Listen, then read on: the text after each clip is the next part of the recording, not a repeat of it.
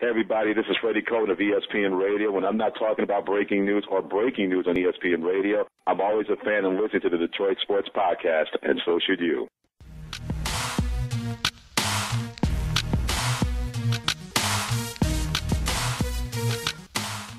Welcome, and thank you for downloading another podcast episode from the Detroit Sports Podcast Network. This is the One-on-One Podcast. I am the Doc, John Macaroon. Joining me today, he is the Detroit Pistons insider for Detroit Sports 105.1. Also the host of the Detroit Lions training camp program. You hear it weekdays, 7 p.m. He accepted my invitation, came to the Sterling Heights studio. Jake Chapman, thank you for joining me on the One-on-One Podcast. I'm looking forward to our chat. You got it, Doc. Thanks for having me. It's a nice setup you got going in here. Yeah, man. I love podcasting. I love sports. And I love getting to know the people, the personalities that are in sports. And I'm looking forward to getting to know you a little bit better, how you got here to Detroit, your love of basketball, your love of football. And I know that you're doing a lot of different things over there at Detroit Sports 105.1. It's good stuff. I'm a listener. Welcome to Detroit, man. I appreciate it. Thanks for having me. It's been a year.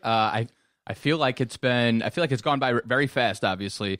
Got here when 105.1 got the rights to the Pistons and sort of hit the ground running. And now I'm kind of looking back. I'm like, man, a year just went by. I feel like a Detroiter. I feel like I'm getting there anyways. I'm originally from Cleveland, Ohio, so it's not that drastic a change. I wanted to get back to the Midwest. I was in Florida for a while, but it's been great.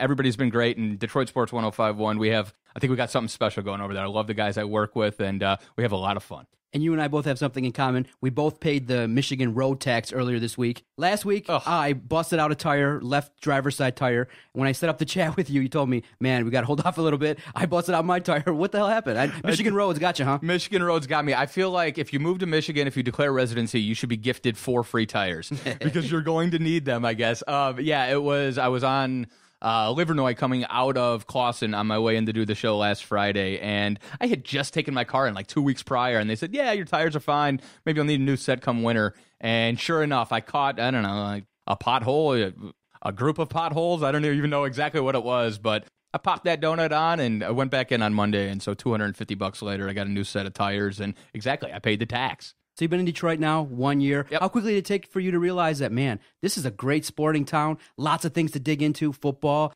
baseball, basketball, college sports. It's a great sports town, man. John, I wanted to come. I knew that before I came here. I don't think I would have been as I wanted to get back to the Midwest. I spent 8 years in Florida, and I have a little niece, and my whole family's still in Cleveland. So I was looking around Cleveland, Chicago, Detroit, Pittsburgh type area. But the gig with the Pistons and with Detroit Sports 105.1 just seemed like a perfect fit, not only because I had been working for the Orlando Magic, I knew that I could do the Pistons portion of the gig, but if any sports market was screaming for a second sports, all-day sports talk station, it's Detroit. It's one of the best sports markets in the country, if not the best. And so just the notion of being able to get involved with Lion stuff, with Tiger stuff, and just knowing how passionate sports fans are, A, in the Midwest from growing up in Cleveland, and be in Detroit, I knew it would be a perfect fit, and sure enough, I mean, Detroit sports fans are interesting. They're very provincial, very protective, very much so. They want you to be an insider, and they want you to be one of their own, but I've been pretty open on the air about the fact that I'm not from here. I didn't grow up from here, and nobody holds that against me. I think they look at it as a reason for me to be objective, for me to bring, sort of a fresh set of eyes to the Detroit sports scene. So I've been enjoying it, and luckily haven't screwed up too much. Now, you said you grew up in Cleveland. Tell me a little bit about your beginnings in sports, how you developed a passion for sports, and what teams maybe you followed as a youngster. Yeah, so growing up, the Cleveland Cavaliers and the Browns and Indians were my entire world. I wasn't even that big of an Ohio State fan. I ended up going there for school for, actually legitimate reasons. I thought it would be good for me wanting to get into sports broadcasting to go to a big-time type school. I actually took a visit to the University of Michigan, so it's not like I was one of those kids who was growing up, bred into being a Buckeye. I just wanted to go to the best school, I felt like. And so growing up, Cleveland sports are a lot like Detroit sports. Guys like Joe Tate, who was the voice of the Cavaliers for my entire childhood. Some local sports talk guys who I just sort of connected with, and Michael Ray guy, and there's just a couple guys who you just remember their voice, right? And that's sort of how I fell in love with sports radio. Just sitting in my car with my dad, listening to Tribe games every day over the course of the summer. You just sort of have these fleeting memories of that. And so, look, I knew I wanted to get into sports. I didn't know exactly how I wanted to do it. When I went to Ohio State, I wrote for the paper, and I didn't even write for sports. I just wanted to basically broaden my horizons and make sure I had every avenue covered. So I did the campus beat, got out of there, did a season-long internship with the Orlando Magic, which was the first time I ever stepped foot in Florida, for crying out loud. I didn't even think I'd like Florida. And, you just sort of go wherever the opportunities are. I spent 2 years after that internship doing overnights and doing board op stuff and just kind of making my way in radio, constantly deferring my student loans at Ohio State. And then the producer gig opened up for the Orlando Magic. So I spent 5 seasons in Orlando producing and getting on the air a little bit. And then the gig came open up here in Detroit, and the rest is history. And growing up in Cleveland, being a Cleveland sports fan, it's a little bit tough because at the time growing up, not too much success sports-wise. It was a little bit tough, challenging. John, still, and it's funny because now that I work in the NBA, I would say, I'm not necessarily an NBA fan or a fan of a specific team. You just want to make sure you've got the whole association covered and you know everything. So as you get into sports, you kind of lose your fanhood a little bit. But that's why it's refreshing to be in a place like Detroit where you can kind of, you turn more cynical and you end up being a little bit more, you feel like kind of an outsider, or maybe it's an insider. You feel like you're presenting the story and you're not as much of a fan as maybe you once were. But, in a place like Detroit, the passion of the fans, you feel that. And so you do sort of end up just sort of naturally rooting for the Detroit teams because you want it to be a good show in the morning. You don't want people calling up angry and miserable. And look, I'm from Cleveland. I understand what miserable sports fans are all about. So especially with the Lions, it's funny doing the Lions show and doing Lions topics.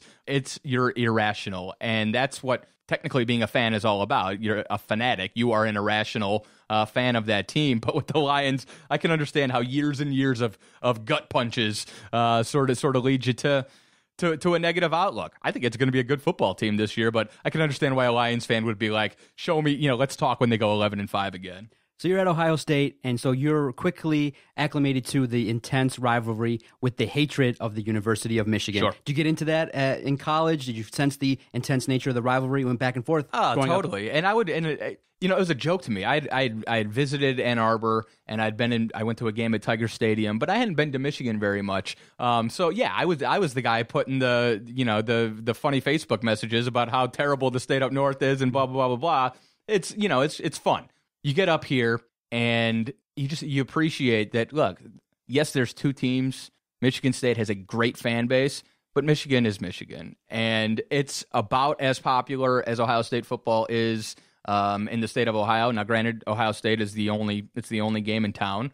But the reason the rivalry is what it is because of mutual levels of respect and mutual levels of success. So you go back to Bo and Woody and even beyond that, and, you appreciate the fact that they're very similar to us. There's a reason that the rivalry exists, and it's because when you look across the country, there's probably only a couple programs who can say we've had the sustained level of success over the course of history as Michigan, as Ohio State. So it's fun. I hate Michigan being bad because, especially when I was in Florida and Ohio State was getting smoked in not only BCS championship games, but any bowl game, anytime we played an SEC team, I was the one who had to put up with it. And their argument was always, the Big Ten, Ohio State's all they had. Well, it's a lot easier to argue that when it's Ohio State and Michigan, the Big Two and the Little Eight. And now you got Wisconsin, you got Michigan State, obviously. The Big Ten is back, and it's fun. But Ohio State and Michigan, they're always going to be the top 2 headliners. And college football in general, let alone the Big Ten, is better, much better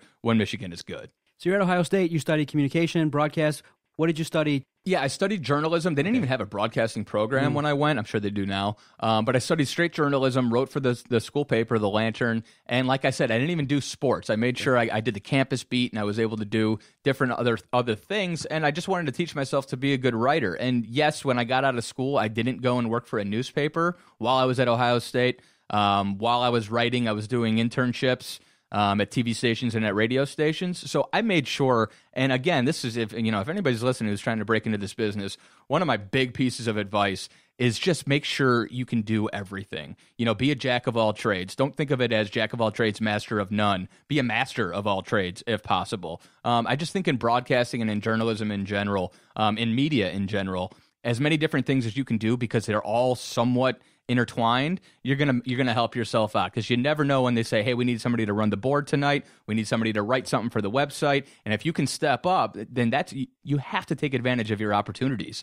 in this line of work. And so fortunately for me, I've been able to, but I think a lot of that is because I always said I don't want to be pigeonholed. I want to make sure I can do a little bit of everything. So I was able to write, and then when I got into radio, yes, of course, that writing experience helped me. I'm writing commercials, I'm writing, feature stories for halftime during an Orlando Magic game, I'm writing scripts for the pregame show. It's all pretty intertwined. So as far as I've always been concerned, do a little bit of everything and make sure you're able to slide in whenever you have an opportunity. Yeah, so early on, you're writing, you're working at the college newspaper, you're doing that.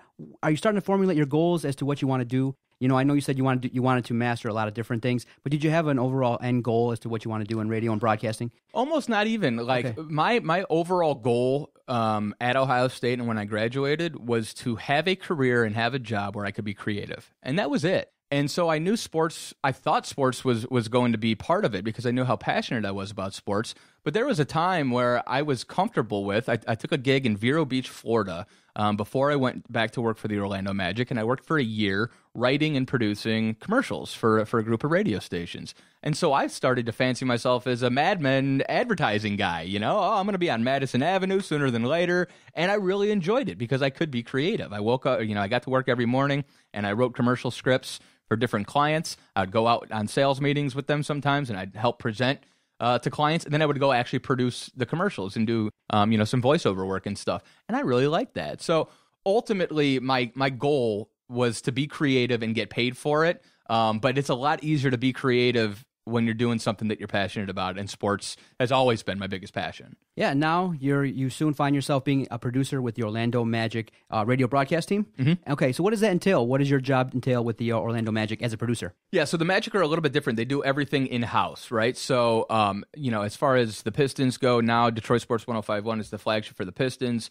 I'm an employee of Detroit Sports 105.1, but Mark Champion and Rick Mahorn, the broadcast team, are employees of the Pistons. But all the infrastructure, I'm also the executive producer of the broadcasts. So all of that, the affiliate network, us airing games in Lansing and in Grand Rapids and across the state, that all comes down to me and to us at Detroit Sports 105.1. With the Magic, everything was done in-house. So we had a radio department at the Orlando Magic, which included the talent, but also included the producers and the behind-the-scenes folks.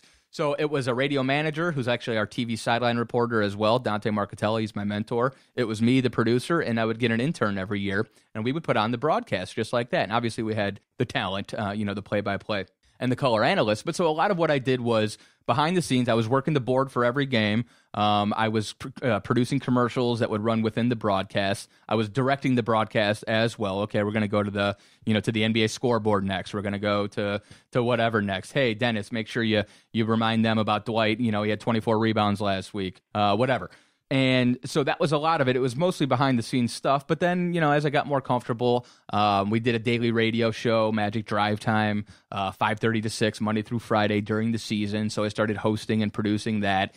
We did a lot of web content. I wrote. So as you start to get more comfortable, responsibilities get added. They let you be creative. If you want to create stuff, they're going to find an outlet for it. But the main job was producing and directing every Orlando Magic radio broadcast. And so 90 games a year. When I first got there, the team was still good. We still had Stan as the head coach. So it would be a long season. You make a deep playoff run. We went to the Eastern Conference Finals my first year as producer.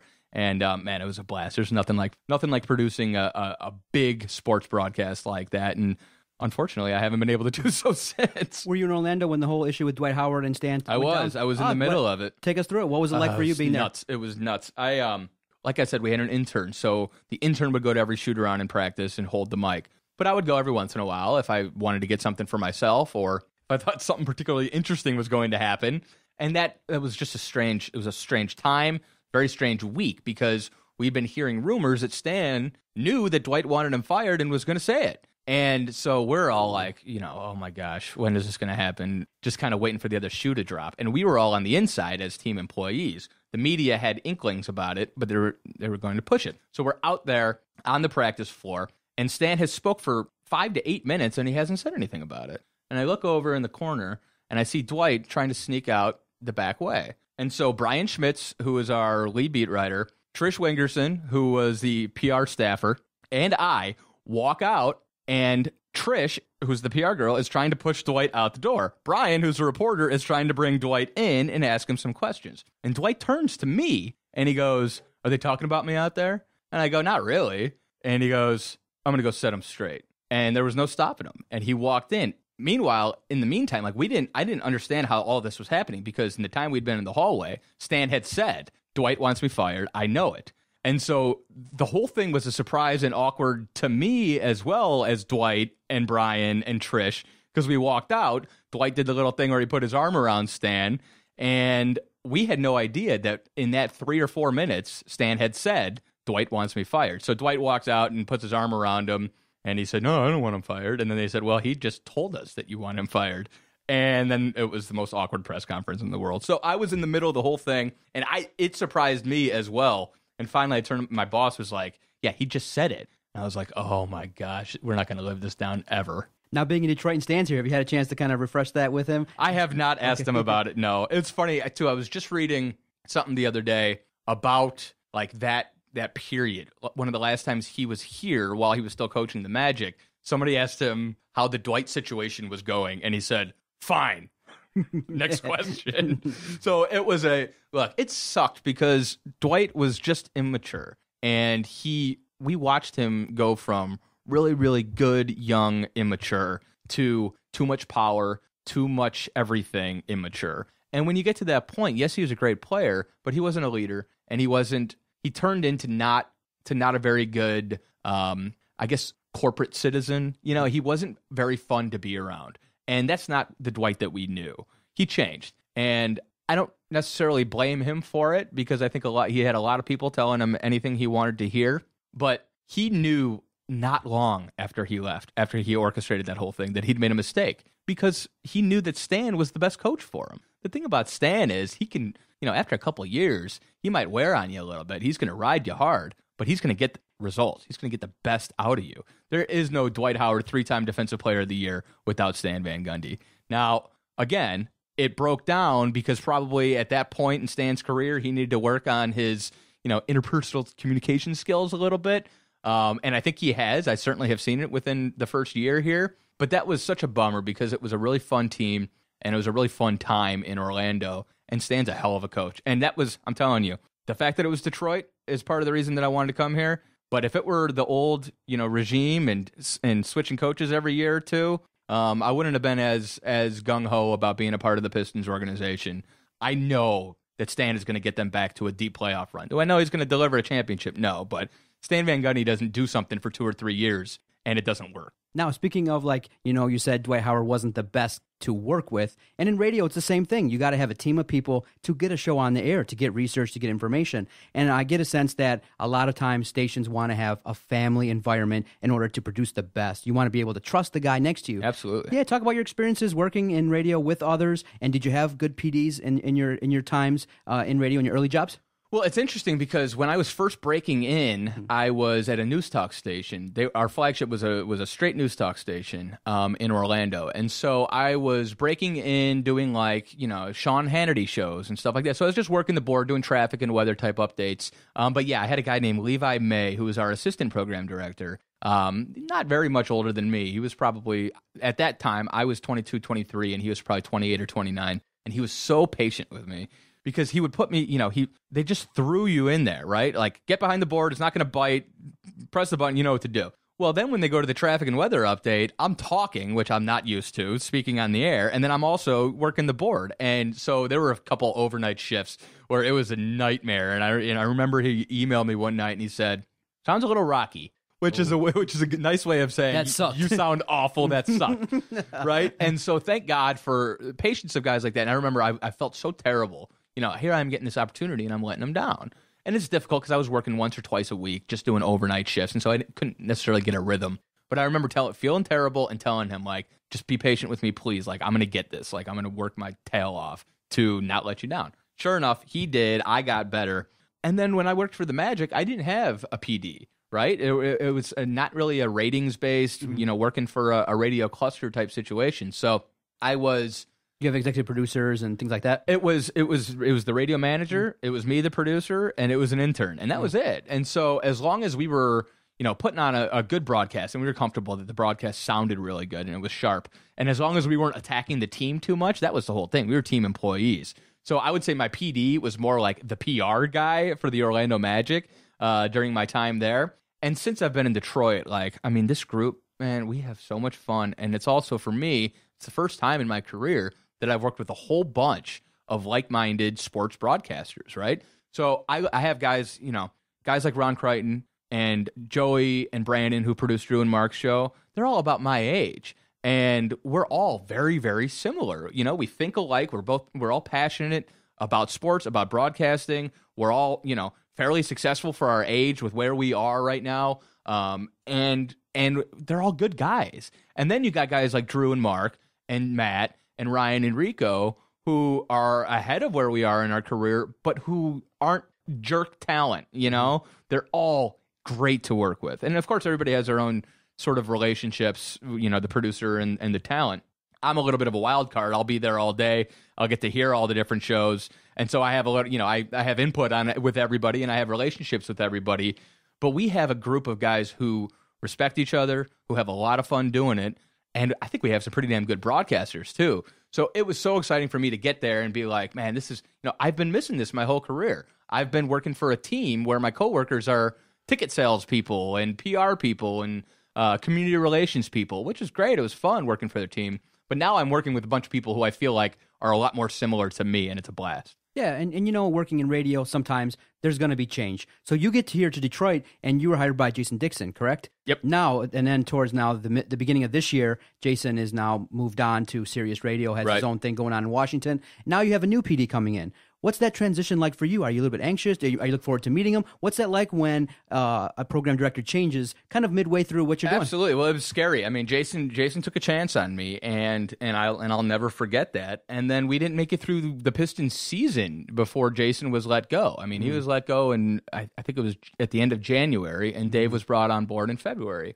And so it was one of those things, you appreciate in radio that's going to happen. As a matter of fact, when I was leaving the Magic, I had a lot of people tell me the one thing you need to appreciate is how much security you have working for a team versus you get out there, and I don't care if it's Greater Media or Clear Channel or Cox Communications or Cumulus, there's changes often. So I sort of knew that, but it definitely caught me off guard a little bit. Like, okay, I got hired 4 months ago, and this guy who hired me is now out the door. It was one of those things where I think overall they agreed that, the whole thing like, okay, this is the head coach that's going to turn things around. This is the head coach who's going to get us to the next level. And so I think I just came up with that. That's not how it was how it was phrased to us. I think Jason was great to get us sort of off the ground and launch the station. And then I think management sort of said, we need something fresh. We need a new voice here.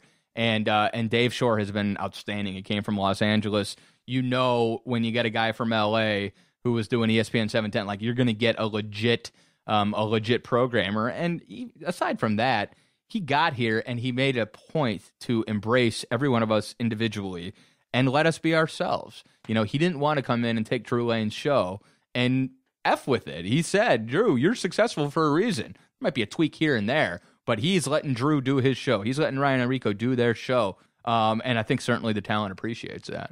You're also doing shows from time to time and fill-ins, as well as the Piston show and the Lions training camp show. You're now doing a lot of different things. Talk about hosting your own sports show and a little bit behind the scenes. What's it take a little bit to put on a 3-hour radio show talking sports here in Detroit? Yeah, it's so interesting, and it's been strange for me because I'm kind of the utility man, right? So if somebody's gone, I'm not turning down any opportunity to get on the air. So anytime somebody's gone and I'm available, I'm in there. So I've worked with a lot of different people, and sometimes I've worked with people who I don't even know. I did 2 days with Sean Baligian last week, and we had met like once before that and had a very short conversation. So you make sure you sit down and you do the prep. You do a nice long production meeting before you go on the air. But like with Sean and I, we were just BSing the whole time, right? We were just getting to know each other like you and I are right now. And so like you end up if you can do it that way, especially with somebody like Sean who's such a pro, you end up sounding like you've known each other for a while. And that's, it's difficult to manufacture chemistry. But again, somebody like Sean is so easy to do a show with because of all the experience that he has. But what you really want to do is you're going to put the prep in. It's great when you have a good producer like a Jason Jarvie or a Ron who's going to make sure, they can complement what it is you want to talk about. Like, here, we have audio here. You might want to, like, Maz is amazing. Here, let's get this guy on the phone. Let's build the story this way. But the bottom line is you want to find something that you feel like people want to hear you talk about. So it's the way we always do it is, if you sit down at a bar, you don't say, let's talk about sports. You just start talking. And so maybe, when we sit down to do the show, we don't say we have to talk about the Lions today. We talk about whatever it is we feel like is interesting. Whatever it is, there might be some conflict between me and the co-host. I work with Rob Parker a lot. We naturally disagree on a lot of things. And we don't sit there and go, what do you feel about this? Oh, I agree with you. Let's not talk about it. We sit there and we just start talking. And then when we start going back and forth, you can just feel it. We got something here. This is a topic that people are going to agree with you. People are going to agree with me. We're going to get a nice little back and forth here. And you just want you want topics that have we call them branches. You want a tree that you can grow off of. So, for instance, last week when we had you on and we were talking about brain injuries and CTE, and you start with football and you start with the sport that we've always known, but then you start getting into issues like masculinity and why don't people like asking for help and the stigma that mental health presents in this country. Now all of a sudden we've been talking for an hour about something that isn't even necessarily very applicable anymore. Like we're talking about bigger issues, and that's what's so fun about it. I loved that show we did last week, and I loved having you on. Thank you so much. Yeah, the interview went great. And yeah, just any chance you get to spread the message of mental health, and especially now with, some athletes that are kind of hurting themselves, it's very important to get that message across. Absolutely. For those that are now students and they want to get into this business, you said the important thing is try to learn a lot of different things. If you can give them any other type of advice to help them reach their career, maybe in sports broadcasting, because it's such a tough thing, very competitive, and a lot of people, try to get into it, but a lot of people, maybe fade off or don't continue it because it's super tough. Besides potentially doing a lot of different things, what else would you say is something that someone could do to get into sports broadcasting and have a successful career? Read. That right off the bat. I think, I talked before about writing and how it's, if you're a good writer, you're going to be a good broadcaster. It's a lot of it is just a matter of putting together thoughts, and being eloquent and being able to present an argument. And one of the things that I see now with kids is, I want to write a blog, or I want to do a radio show. Well, do you know what radio show is on right now on the sports talk station that you want to be on? No. Oh, okay. You read a blog. What was the last blog you read? I don't know. So a lot of people want to do these things, but they don't know the business, okay? And that's stuff that you can do without getting experience. There's always this sort of, how do I get experience without getting my foot in the door, and how do I get an opportunity without having experience? Well, you can build your own experience. John, you built your own podcast, right? There's so many different avenues and options that you can make happen for yourself before getting that internship, before even getting your degree, when you're in high school. When I was in high school, one summer, I shot and produced a video for this show on the Independent Film Channel because my mom knew the producer, right? It was just, I pulled on family strings and I said, I'm getting interested in, in video and broadcasting, and in media in general. Is there anything I can do to help out? They gave me this amazing opportunity in Massillon, Ohio, to do something on the high school football team. And it looked great on my resume. So there's always something you can do to get involved. But my first piece of advice is know your business. Whatever it is you want to get into, know the talent. Follow everybody on Twitter. Know who's on, know the changes happening at ESPN in terms of ESPN radio right now. Know where Colin's going. Have a sense of the business and read. Like, it's so simple, but if you want to be a good writer, you have to be a good reader. And I realize that now, you don't read the paper like we used to, and people don't necessarily even read books like you used to. But just spend an hour every day reading blog posts and reading profile pieces on ESPN.com or ESPN Magazine. I think there are so many different resources, and especially in this business now, everybody has their own voice. Find a couple guys that you look up to and be a disciple. Devote yourself to knowing how it is they got there, and then you can sort of manufacture that for yourself. Okay, Jake Chapman's got an hour free. What blog sites and websites are good sports content that you like to look into and read into? I like, that's a good question. You're putting me on the spot. I like SB Nation quite a bit, but only specific writers. Same with Bleacher Report. Like a lot of Bleacher Report, I have to sort of sift through. In terms of the NBA, there are some really, really good writers, and there are some really good reporters just in general. Like obviously, if you want news, you go to Adrian Wojnarowski. But in terms of writing, I think Grantland does an outstanding job in terms of long form pieces. Zach Lowe's podcast and then his writing is really, really good as well. His new podcast is outstanding. If you block off 50 minutes if you can, or listen to it in the car or whatever. I love that. In terms of straight radio, Colin Cowherd has always been my sort of role model. He gets himself into trouble, but I just think I think to do 4 hours every day by yourself is unbelievable. And I think he really, really gets it. Let's see here. I mean, obviously I read the papers every day. Love the Times. I think we have two really, really good papers in this market. I've always been a big fan of the Free Press, and we do have some good writing. And then I'm trying to think of who else does nice, good long form pieces. Who's the guy for ESPN? It's not Lang. I forgot his name. There's a chubby guy who writes these big, long form pieces for Grantland and for ESPN, the magazine, all the time. And he does an outstanding job. His name is escaping me right now, but it's out there. Sports Illustrated is still Sports Illustrated. There are outlets still that are putting out big, long form journalistic pieces. Now, again, in today's day and age, people don't block off a half hour or 40 minutes to just sit down and read. So you can kind of piece it together. But I go on Twitter every day for hours, and I just read everything that pops up, everything that looks interesting. And that's not just sports, and that's not just the NBA. I think being sort of worldly and going through the Gawkers and these different websites, I think it helps you out no matter what in your career. Jake Chapman, Detroit Sports 105.1, kind enough to give us some time getting to know him in his radio career. You can follow him on Twitter at Chapman1051.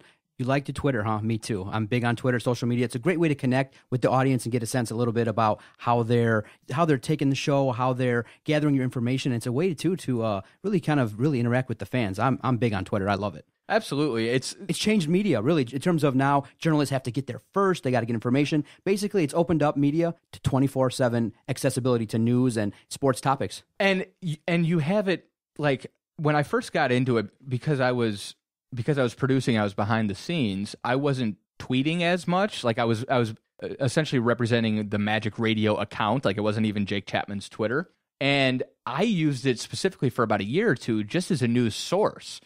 Just all the guy, like I wanted to make sure if a trade went down in the NBA, I wasn't going to miss anything. But then you start following some writers that you like, and then maybe you start following some other news outlets like, the Boston Globe or whatever. And now all of a sudden, in one place, news from across the country, news from across different sports, and news from different regions. And so you might have missed out on that little nugget about Jahlil Okafor that, one of the Philadelphia beat writers had 5-10 years ago. But now I got it. Like I know weird little things about Jahlil Okafor because I have it all on Twitter and all in my newsfeed. And it's the way it should work, I think. All right, you ready to talk a little bit about some hot topics in Detroit? Sure. Pistons, Lions? All right, the Pistons, coming off of a 32-50 season, kind of now have rebuilt. They've kind of, they've traded for Ersan Ilyasova, acquired Steve Blake. They've re-signed Joel Anthony and guard Reggie Jackson. They've drafted Stanley Johnson. And now you're starting to see what this team is going to look like under Stan Van Gundy in his second season. He's going to want a team that's going to be effective in shooting, and it's going to be a team that's going to probably have to play strong defense in this league. Last year, not a great start, 5-23. Then they went 12-3 after letting go of Josh Smith. And then the injury to Brandon Jennings was just a killer. Yep. You saw the team had a rise that we hadn't seen in a long time. They played great basketball, kind of brought life back, and then the injury happened and the season kind of tailed off. But this season, there's a lot of hope going on that this Piston team can gel and play some good basketball. Your thoughts now on Stan Van Gundy in his second season here with the Pistons? Yeah, so I think there is kind of like now you have a sense of what it's going to look like. I think last year was definitely a transition year. Now you have an idea. Look, all of these guys were brought in by Stan. at least a majority of them. You know, the only holdovers are Brandon Jennings, Kentavious Caldwell-Pope, and Andre Drummond. Those are the only guys who were on roster before Stan got here. So these are Stan's guys. So now all of a sudden the spotlight's a little bit brighter. Now you have to see progress. Does that mean they have to be a playoff team? No, of course not. But Stan, in wearing both hats, has made his bet. And so now he's going to lie in it. Now, I think it could be a really, really good basketball team because the great part about it is you have a very young core. I mean, a lot of guys they're building around anyways are 25 and under. So you can expect Reggie Jackson with this opportunity to at least be a starting caliber point guard. Can you expect exactly what he did the last 20 games of the year last year, which was one of the best 3-point guards in the league? No, maybe not over the course of a season. But I think you have a sense that Reggie Jackson can be pretty damn good and can probably earn that contract. Now Andre Drummond has dropped some weight. It'll be year 2 under Stan. No Greg Monroe and no Josh Smith to sort of upset the spacing on the offensive side of the floor. And then defensively, I think having other bigs did sort of upset Andre. I think now Andre will know I am the anchor of that defense. Because as far as I'm concerned, yes, it's great if he develops post moves and all of that stuff. He's got to get better defensively. And that's what Stan wants to see first and foremost. Is he going to be Dwight Howard, 3-time Defensive Player of the Year in a row? Is he going to be Ben Wallace? Probably not. But he has to be better defensively, and he certainly has the potential to be one of the better defensive centers in the league. So he needs to take that personally this year. He needs to be the anchor of the defense. And then you look around, you make the deal with Phoenix, you bring in a Marcus Morris, Stanley Johnson coming in. You've got some dudes on the perimeter who are going to be tough and defend like Stan wants. So the team has been built in Stan's image. Is it going to work right off the bat? It could be rocky. I mean, you got a lot of guys, you got a lot of young guys, and you got a lot of guys trying to learn each other quickly. With that said, I think by, come January again, I think you're going to see at least a top 8 team in the Eastern Conference. And I do think very, very strongly that by playoff time, regardless of where they are in terms of the seeding, they're going to be one of the better teams in the Eastern Conference. And I mean one of the better 5 teams in the Eastern Conference. I think it is that quickly. Now, does that mean they'll make the playoffs? Again, I could see them starting off slowly again. But as long as they're moving forward, then all is well out at the Palace. Yeah, I want to get your sense on the league a little bit because you can count on your hands the number of dominant centers. And you can see now that the league is going towards building and constructing a team similar to Golden State. Sure. Teams that can shoot from the perimeter, are very effective, high scoring. Okay, but I'm old school. I grew up where there's dominant centers like Shaq, Hakeem Olajuwon. So for me, I'm kind of looking at basketball now and going, when I look around the league, there's not that many teams that can effectively shoot the basketball. I mean, you're looking at guys who are shooting maybe 38 to 45%, being, considered great at three-pointers. So now I see kind of Stan building the team in that likeness, and I'm not so sure personally how I feel about it, knowing that I prefer strong defense and going into the post more, starting first. But now the league's going towards, getting guys like Steph Curry who can just knock and shoot the lights out. Your thoughts on the league, where it's going now with these shooters and going away from the inside game? Yeah, so I think the rule changes certainly opened the game up late 90s and into the 2000s. They wanted to make it a more perimeter-driven game. They wanted to speed it up. They didn't like the Pistons and the Spurs, 84-81 finals games, right? Say what you want to about it. You and I like good, solid defense. But with that said, I think there's myriad reasons why the center doesn't exist anymore.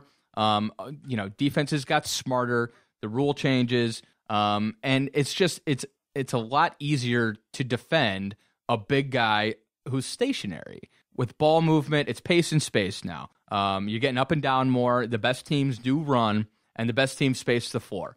Now, a good center, an effective center, helps you space the floor. So the center position is not dead. It's just evolved a little bit. It's not Shaq dump the ball down.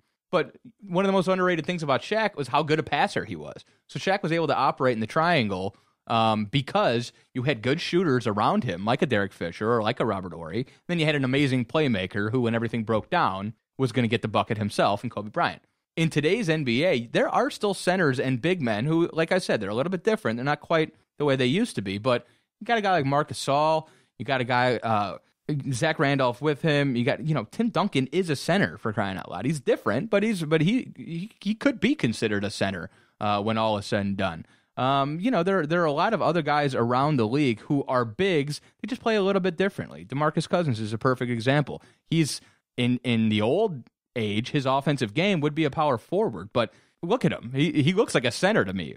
DeMarcus Cousins, LaMarcus Aldridge, all these guys. These are bigs who, yes, they're technically power forwards, but they play the center position, and they are the focal point of an offense because they're 6'11" guys who can put the ball in the basket.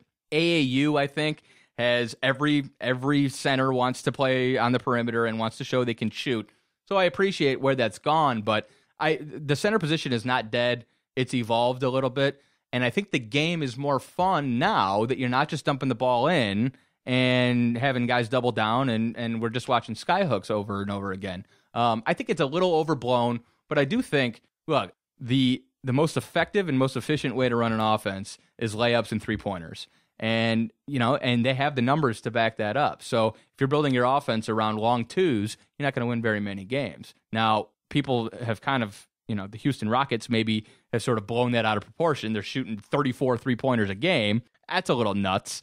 You want a little bit more balance, but I think ideally you have one big guy who's rebounding the hell out of the basketball and defending on the other end, and then you've got playmakers and shooters around him. And so that's what Stan's going for, the 1 and 4 out. I don't think Andre will be a huge part of the offense in terms of back to the basket, but they're going to run screen and roll all day. And you get Andre Drummond rolling down the lane, and that's a scary proposition for most defenses. Now, early news was made when the schedule came out, no national TV exposure for the Pistons. And it kind of goes to, and people were thinking around town, man, the league doesn't respect the Pistons. The cachet for the organization kind of has gone down, being that they've missed the playoffs several consecutive seasons. A few blemishes last year when road teams like Toronto come into the Palace and kind of take over and start cheering louder than our fans.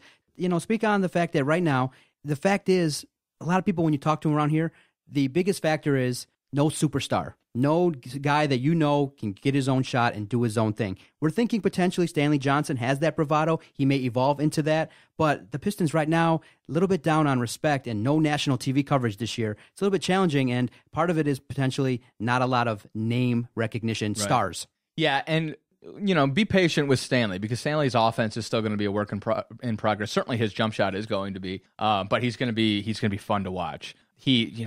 Tracy McGrady told Ryan Hoover, my co-host, last week that this dude can defend really, really well. He's played against him before in some workouts, so he's going to be instantly a really, really good perimeter defender. But he's still a little raw offensively, and he's 19 years old.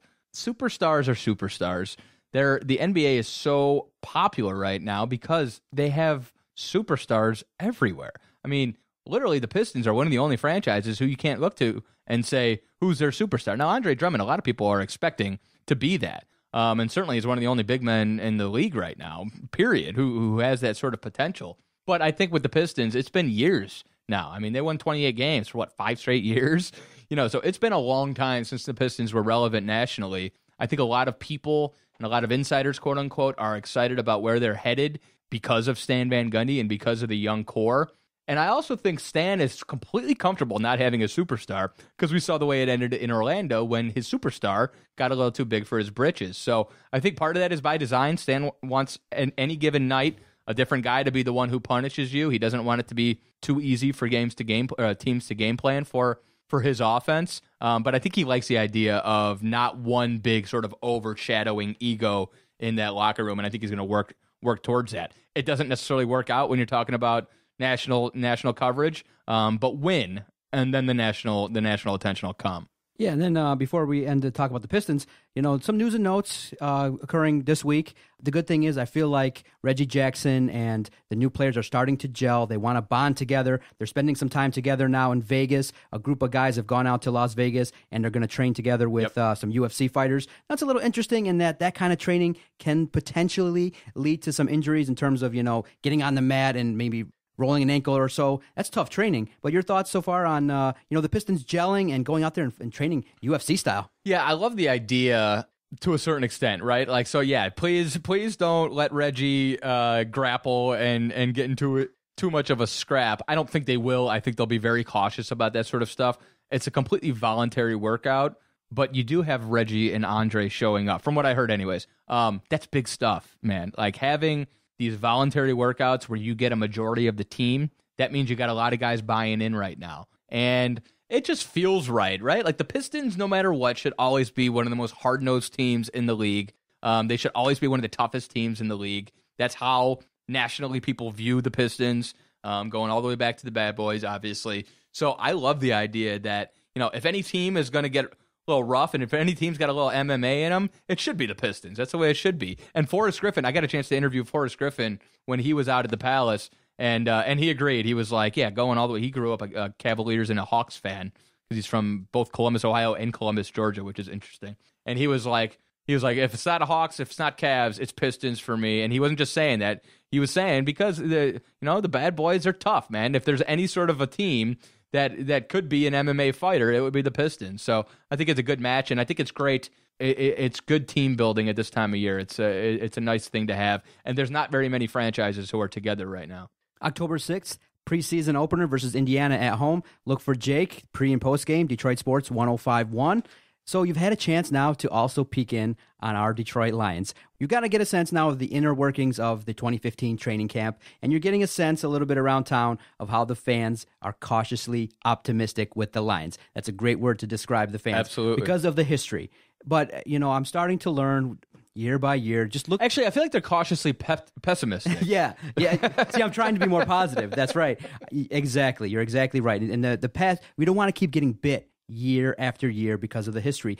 You put so much into it, you invest as a fan, and then stuff like what happened last year in Dallas happens, and you just want success for the team. It's just we've waited so long, and that's what's going on with the fans, is that we want to invest, but we kind of want to dip our toe in the pool and not jump all the way. You don't want to be hurt again. I get it. I grew up a Cleveland Browns fan, and the Browns are the one team that I still hold on to because of that, because it is the same type relationship as Lions fans have. They're two perennial terrible franchises.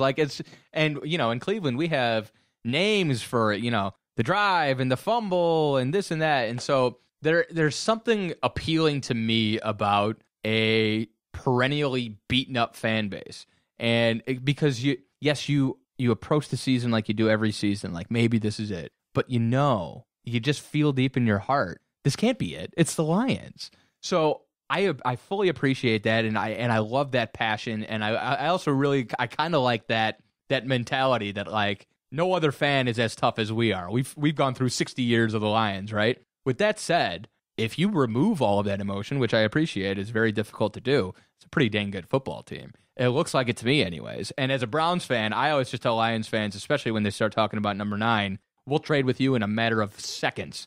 20 teams would trade with the Lions for Matt Stafford. So, yes, Stafford is probably ultimately the most important piece of this whole puzzle. However far he takes them is how far they'll go because they got everything else in place. It's just a matter of can he come through on that one drive, on that 1 3rd and short, whatever. But I think he can. I think this is kind of like the same thing with the Pistons. I think it's year 2 under Caldwell. Obviously, they have much bigger expectations than the Pistons do. But I think this is a referendum year on both Caldwell and Stafford. If not now, when? Maybe if Calvin and Golden Tate both go down, then you sort of give them a mulligan for the season. But this is the year for the offense. I mean, we should see an explosive offense this year. And the defense, as far as I've seen and as far as I'm concerned, going to be just fine. I appreciate the fact that Ndamukong Suh gets a better pass rush than any other defensive tackle in the league. 8.5 sacks last year. But you can manufacture that elsewhere. And you get Haloti Ngata in there, and the one thing is he's going to eat up blocks. So as long as you can get a little bit of a different look in terms of blitz packages and schemes, and maybe get some sacks from the secondary, maybe start sending some cornerback blitzes, maybe Ziggy steps up this year, maybe having a healthy linebacking core, with Tulloch in there, maybe Whitehead can kind of do what he does best, and maybe you can get a better pass rush from those guys. I think you have a lot of talent on the defensive side of the ball, and I do not see Ndamukong Suh's absence being something you can't recover from. Yes, it'll be a loss. You don't replace him, but I don't think it's going to be like a death blow to that defense at all. Now, a particular concern right now in training camp is the injuries. After preseason game 2, Karan Reed, Warford are hurt. Haloti Ngata Coach Caldwell came out and said maybe pump the brakes on his return for game one. Yep. Joique Bell hasn't practiced at all after having minor surgery for his Achilles back in January. The injuries are a little bit concerning in that if everybody's healthy, you know this team has potential. But right now, going through the preseason, starting to get nicked up a little bit. Well, the good thing is they haven't gotten the Jordy Nelson, they haven't gotten the Marquise Pouncey yet, right? So, yeah, Warford and Karan Reed go down last week, but they're ankle sprains. For interior linemen, ankle sprains are a bit of a concern. I mean, you're tweaking that thing, you're torquing that thing, play in and play out. But you give those guys the rest of the preseason off, I would assume. Just tell them to get ready for September 13th. I don't think they're too concerned with Nada. He said today, Jim Caldwell, that he was on his how did he put it? His return to play protocol is fine, is the way the coach phrased it. So, and Nada's another guy, like I said, because all he really does, because he's a veteran and because he has experience in Baltimore where Terrell Austin was, you just plug him in and he eats blocks.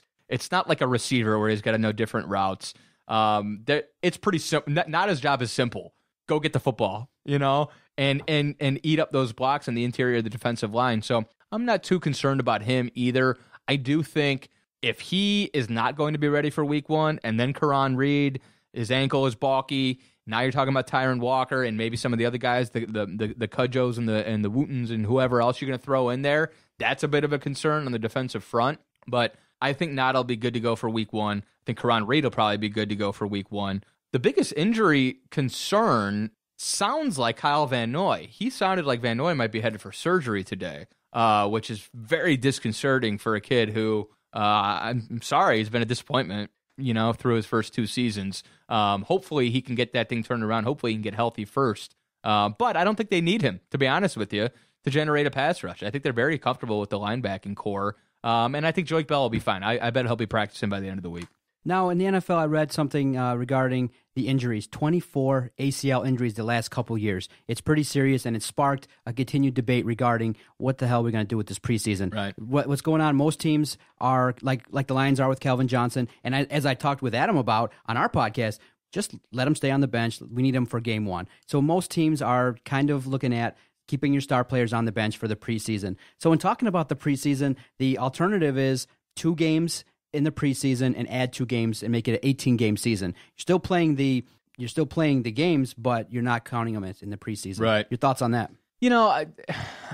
20 games, but instead of a 4-game it's the same preseason. difference. It's just 2 more games that count. And I just have to think, aren't players going to get injured more so? I mean, if you do an 18-game season, and let's say you included the last 2 games of the preseason, right? And you counted up the injuries then, I guarantee you the 18-game regular season will feature a lot more injuries because they're playing harder and it actually means something. I don't think an 18-game season is the end of the world. I don't think it's very far off either. I mean, obviously the league wants to get that done. I think the only way to really curb injuries is to take away 2 games, period. 2 games in the preseason. You can make it a whole month long if you need to, but... Jake, you're being idealistic. They're not going to cut the gates. Exactly. Exactly. It's not going to happen. So I don't see how. I mean, I understand the fact that, okay, now they're getting hurt in something that means something. The fans won't really mind as much because the game has an actual bearing.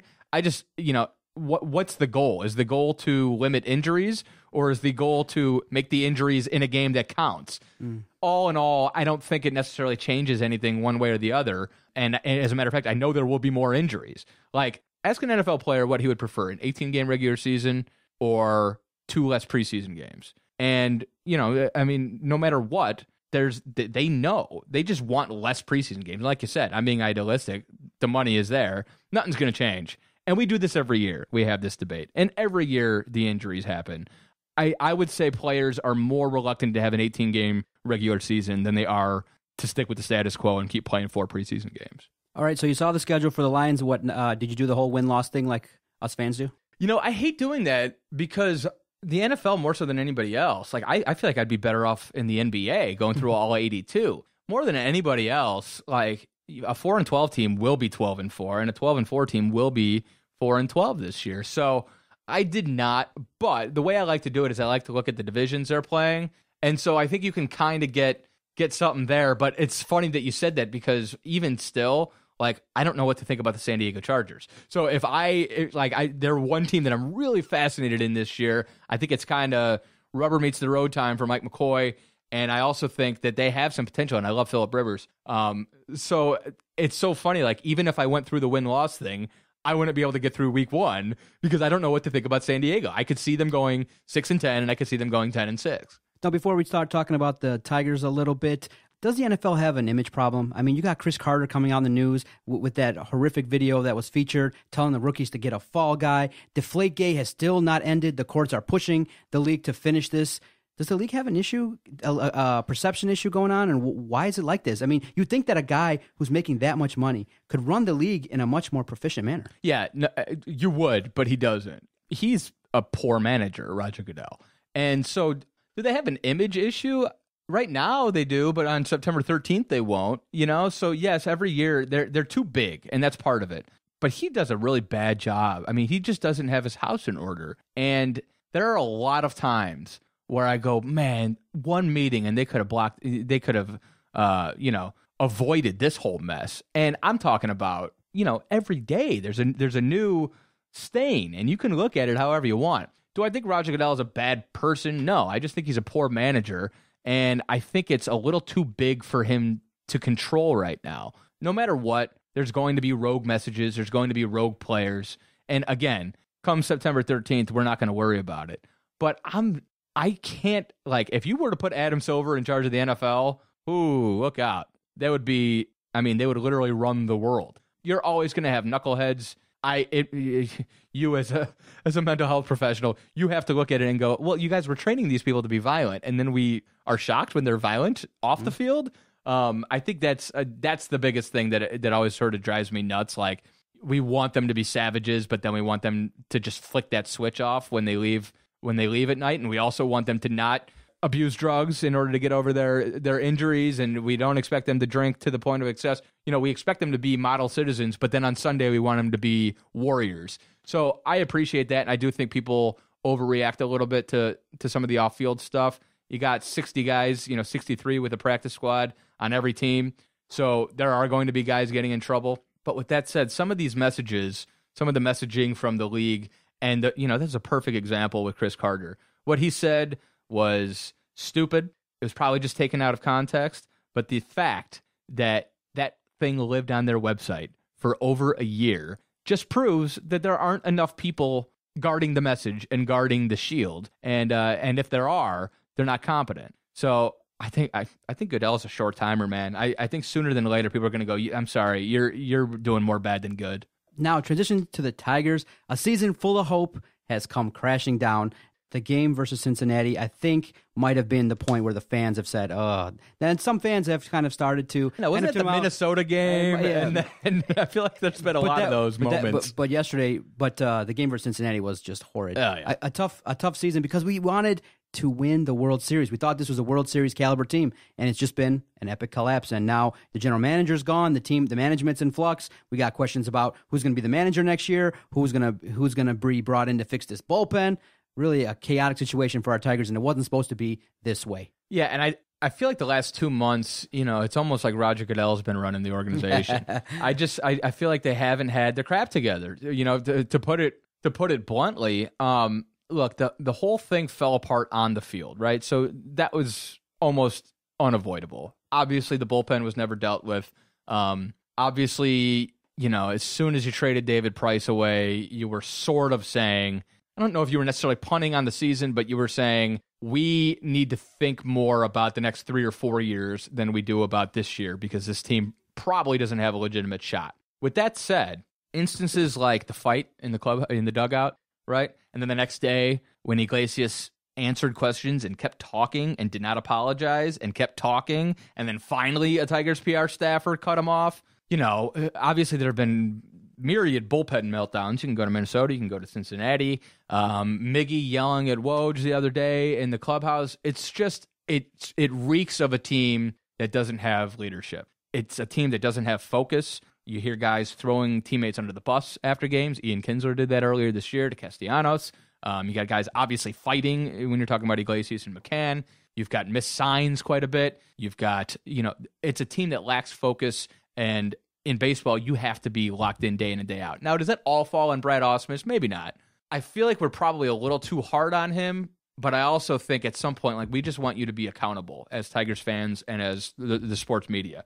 At some point, the Astros game, when you pitched to Altuve, just tell me afterwards, that was on me, I made a mistake. Stan Van Gundy has no problem admitting to a mistake. They're 5-23. He goes, we're not playing well, I'm not coaching well either. Players love to hear that stuff. Now, I couldn't tell you how players feel about Brad Ausmus, but the way they're playing sometimes is a good indication of that. And it doesn't seem like they're playing for anybody right now, except basically they're playing to get the season over with. So I wouldn't be shocked if Brad Ausmus were fired at the end of the year. I think the Dombrowski thing was a joke. I mean, to put Al Avila up there, he's been waiting 24 years for that day, and there's no member of the Ilitch family with him. There's not even a PR staffer with him, and it's the day Dombrowski got blindsided fired, and he's got to answer all the questions about Dave Dombrowski. I thought that was crappy.